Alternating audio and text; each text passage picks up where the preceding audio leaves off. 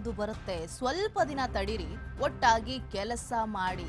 ದೆಹಲಿಯಲ್ಲಿ ಏನ್ ತೀರ್ಮಾನ ಆಗಬೇಕು ಅದೆಲ್ಲವೂ ಆಗಿದೆ ಅಂತ ಹೇಳಿ ಮೈಸೂರಿನಲ್ಲಿ ನಮ್ಮ ಸಮಾಜಕ್ಕೆ ಶಕ್ತಿಯನ್ನ ತುಂಬಿ, ಅಂದ್ರೆ ಒಕ್ಕಲಿಗರ ಸಮಾಜಕ್ಕೆ ಶಕ್ತಿಯನ್ನ ತುಂಬಿ ಅಂತ ಹೇಳಿ ಒಕ್ಕಲಿಗರ ಸಭೆಯಲ್ಲಿ ಸಿಎಂ ಆಸೆಯನ್ನ ಡಿಕೆಶಿ ಅವರು ಹೊರ ಹಾಕಿದ್ರ. ಸಿಎಂ ಆಗಬೇಕು ಅನ್ನುವಂತಹ ಆಸೆ ನನಗೂ ಇದೆ, ಅದು ಈಡೇರುತ್ತೆ ಅಂತ ಹೇಳಿ ಈ ಮೂಲಕ ಡಿಕೆಶಿ ಏನಾದ್ರೂ ಹೇಳಿದ್ರ.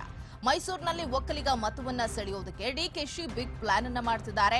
ಕಳೆದ ರಾತ್ರಿ ಮೆಗಾ ಮೀಟಿಂಗ್ ಅನ್ನ ಕೂಡ ಮಾಡಿದ್ದಾರೆ ಡಿಸಿಎಂ ಡಿಕೆ ಶಿವಕುಮಾರ್ ಅವರು. ಮೈಸೂರು ಕ್ಷೇತ್ರದಲ್ಲಿ ಸುಮಾರು 4 ಲಕ್ಷ ಒಕ್ಕಲಿಗ ಮತಗಳಿವೆ. ಒಕ್ಕಲಿಗರ ಮತವನ್ನ ಸೆಳೆದ್ರೆ ಕಾಂಗ್ರೆಸ್ ಗೆಲುವು ಸುಲಭವಾಗತ್ತೆ ಎನ್ನುವ ಲೆಕ್ಕಾಚಾರವನ್ನ ಮಾಡಲಾಗ್ತದೆ. ಒಕ್ಕಲಿಗ ಜನಾಂಗದ ಮುಖಂಡರ ಸಭೆಯನ್ನ ನಡೆಸಿ ಟಾಸ್ಕ್ ಅನ್ನ ಕೂಡ ಕೊಟ್ಟಿದ್ದಾರೆ ಡಿಕೆ ಶಿವಕುಮಾರ್ ಅವರು.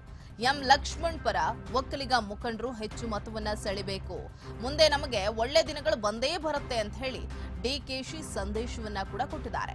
ಸಚಿವರಾದಂತಹ ಚಲುವರಾಯಸ್ವಾಮಿ, ಕೆ ವೆಂಕಟೇಶ್, ಶಾಸಕ ಹರೀಶ್ ಗೌಡ, ಜಿಲ್ಲಾ ಕಾಂಗ್ರೆಸ್ ಅಧ್ಯಕ್ಷ ವಿಜಯ್ ಕುಮಾರ್, ಮಾಜಿ ಎಂಎಲ್ಸಿ ಮರಿ ತಿಬ್ಬೇಗೌಡ ಸಾಥನ್ನ ಕೊಟ್ಟಿದ್ರು. ಇನ್ನು ಮೈಸೂರು, ಮಂಡ್ಯ, ಚಾಮರಾಜನಗರ ಭಾಗದಲ್ಲಿ ಮತವನ್ನ ಸೆಳೆಯುವಂತಹ ಪ್ಲಾನ್ ಅನ್ನ ಮಾಡ್ತಿದ್ದಾರೆ ಕಾಂಗ್ರೆಸ್ ನಾಯಕರು. ಕೊಡಗಿನಲ್ಲೂ ಕೂಡ ಗೌಡ ಮುಖಂಡರ ಸಭೆಯನ್ನ ಮಾಡಿದ್ರು ಡಿಕೆ ಶಿವಕುಮಾರ್ ಅವರು.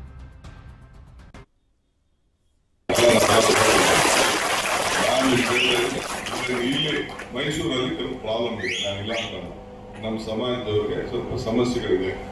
ಇಲ್ಲಿ ರಕ್ಷಣೆ ಇಲ್ಲ, ನಾಯಕತ್ವದ ಪ್ರಶ್ನೆ ಇದೆ, ಬೇರೇನೋ ಇದೆ, ಎಲ್ಲ ಇದೆ. ಈಗ ವಿಷಯ ನಮ್ಮ ಇವರು ವೆಂಕಟೇಶ್ ಅವರು ತಗೊಳ್ಕೊಂಡವ್ರೆ. ಈಗ ನಮ್ಮ ಹರೀಶ್ ಗೌಡರು ಇದಕ್ಕೆ ಮುಂದಾಳತ್ವ ವಹಿಸ್ಕೊಂಡಿದ್ದಾರೆ.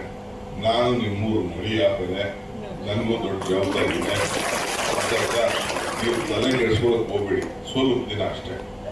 ಈಗ ಮುಂಚಿತವಾಗಿ ಚಲುವರಾಯಸ್ವಾಮಿ, ಕೃಷ್ಣೇಗೌಡರೆಲ್ಲ ಬಂದು ನ್ಯಾಯ ಆಡ್ತಾ ಇದ್ರು, ಭಾಗಕ್ಕೆ ನ್ಯಾಯ ಆಡ್ತಾ ಇದ್ರು. ನಾನು ನೀವು ಆಡೋದು ಬೇಡ, ನ್ಯಾಯ ನಿಮ್ ನ್ಯಾಯ ಎಲ್ಲ ನಡೀತಿಲ್ಲ, ಡೆಲ್ಲಿಲಿ ನಡೀಬೇಕು ಅಂತ ಅಂದ್ರು. ಡೆಲ್ಲಿಲಿ ಏನಾಗಬೇಕು ಅದು ತೀರ್ಮಾನ ಆಗಿದೆ, ಚರ್ಚೆ ಬೇಡ, ಅದಕ್ಕೆ ಚರ್ಚೆ ಆಗೋದು ಬೇಡ. ಇದು 5 ವರ್ಷದ ಸರ್ಕಾರ ಅಲ್ಲ, 10 ವರ್ಷದ ಸರ್ಕಾರ ಇರ್ತದೆ. ನೀವು ಬೆಂಬಲ ನಿಂತ್ಕೊಳ್ಳಿ. ನಾನು ಈ ಸ್ಟೇಜ್ ಬರ್ಬೇಕಾದ್ರೆ ಕೃಷ್ಣ ಅವ್ರು ಆದ್ಮೇಲೆ ಈ ಸ್ಟೇಜ್ ಬರ್ಬೇಕಾದ್ರೆ ಸುಮ್ಮನೆ ಬಂದಿಲ್ಲ. ಸುಮ್ಮನೆ ಅಧ್ಯಕ್ಷನ ಎಷ್ಟು ಕಿರುಕುಳ, ಎಷ್ಟು ಜೈಲು, ಎಷ್ಟು ತೊಂದರೆ, ಎಷ್ಟಿಂದ ನಾನು ಇಲ್ಲಿ ಮೈಸೂರಲ್ಲಿ ಕೆಲವು ಪ್ರಾಬ್ಲಮ್ ಇದೆ, ನಾನಿಲ್ಲ ಅಂತ ನಮ್ಮ ಸಮಾಜದವ್ರಿಗೆ ಸ್ವಲ್ಪ ಸಮಸ್ಯೆಗಳಿದೆ. ಇಲ್ಲಿ ರಕ್ಷಣೆ ಇಲ್ಲ, ನಾಯಕತ್ವದ ಪ್ರಶ್ನೆ ಇದೆ, ಬೇರೇನೋ ಇದೆ, ಎಲ್ಲ ಇದೆ. ಈಗ ವಿಷಯ ನಮ್ಮ ಇವರು ವೆಂಕಟೇಶ್ ಅವರು ತಗೊಳ್ಕೊಂಡವ್ರೆ. ಈಗ ನಮ್ಮ ಹರೀಶ್ ಗೌಡರು ಇದಕ್ಕೆ ಮುಂದಾಳತ್ವ ವಹಿಸ್ಕೊಂಡಿದ್ದಾರೆ.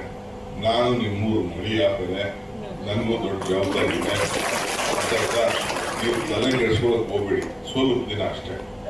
ಈಗ ಮುಂಚಿತವಾಗಿ ಚಲುವರಾಯಸ್ವಾಮಿ, ಕೃಷ್ಣೇಗೌಡರೆಲ್ಲ ಬಂದು ನ್ಯಾಯ ಆಡ್ತಾ ಇದ್ರು, ಭಾಗಕ್ಕೆ ನ್ಯಾಯ ಆಡ್ತಾ ಇದ್ರು. ನಾನು ನೀವು ಆಡೋದು ಬೇಡ, ನ್ಯಾಯ ನಿಮ್ ನ್ಯಾಯ ಎಲ್ಲ ನಡೀತಿಲ್ಲ, ಡೆಲ್ಲಿಲಿ ನಡೀಬೇಕು ಅಂತ ಅಂದ್ರು. ಡೆಲ್ಲಿಲಿ ಏನಾಗಬೇಕು ಅದು ತೀರ್ಮಾನ ಆಗಿದೆ, ಚರ್ಚೆ ಬೇಡ, ಅದಕ್ಕೆ ಚರ್ಚೆ ಆಗೋದು ಬೇಡ. ಇದು 5 ವರ್ಷದ ಸರ್ಕಾರ ಅಲ್ಲ, 10 ವರ್ಷದ ಸರ್ಕಾರ ಇರ್ತದೆ. ನೀವು ಬೆಂಬಲ ನಿಂತ್ಕೊಳ್ಳಿ. ನಾನು ಈ ಸ್ಟೇಜ್ ಬರ್ಬೇಕಾದ್ರೆ ಕೃಷ್ಣ ಅವ್ರು ಆದ್ಮೇಲೆ ಈ ಸ್ಟೇಜ್ ಬರ್ಬೇಕಾದ್ರೆ ಸುಮ್ಮನೆ ಬಂದಿಲ್ಲ. ಸುಮ್ಮನೆ ಅಧ್ಯಕ್ಷನ ಎಷ್ಟು ಕಿರುಕುಳ, ಎಷ್ಟು ಜೈಲು, ಎಷ್ಟು ತೊಂದರೆ, ಎಷ್ಟು ಇನ್ಕಮ್ ಟ್ಯಾಕ್ಸು, ಇಡಿ ಕೇಸು,